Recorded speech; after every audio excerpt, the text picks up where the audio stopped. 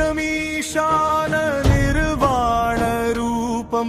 विभुं व्यापकं ब्रह्मवेदस्वरूपं निजं निर्गुणं निर्विकल्पं निरीहं चिदाकाशमाकाशवासं भजेऽहं निराकारमोङ्कारमूलं तुरीयं गिराज्ञानगोतीतमीशं गिरीशं करालं महाकालकालं कृपालं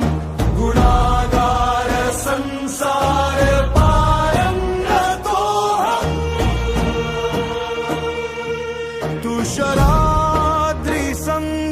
तुषाराद्रिसङ्काशघोरं गभीरं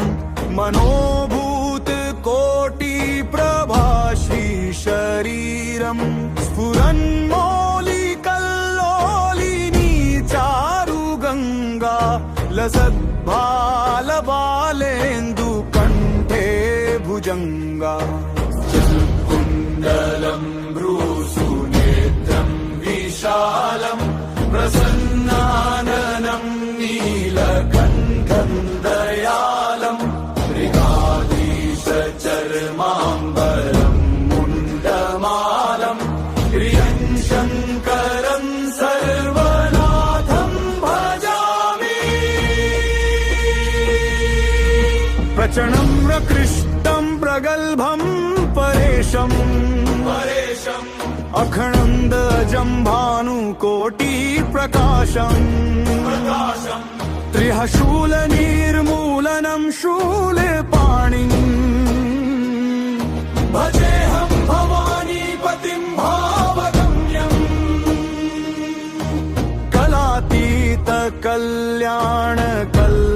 कलातीतकल्याणकल्पान्तकारी सदा सज्जनानन्ददाता पुरारी चिदानन्द सन्दोह मोहापहारी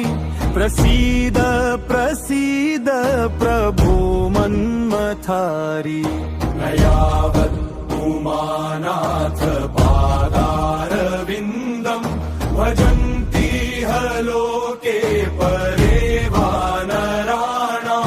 न तावत् सुखं शान्ति सन्तापनाशम्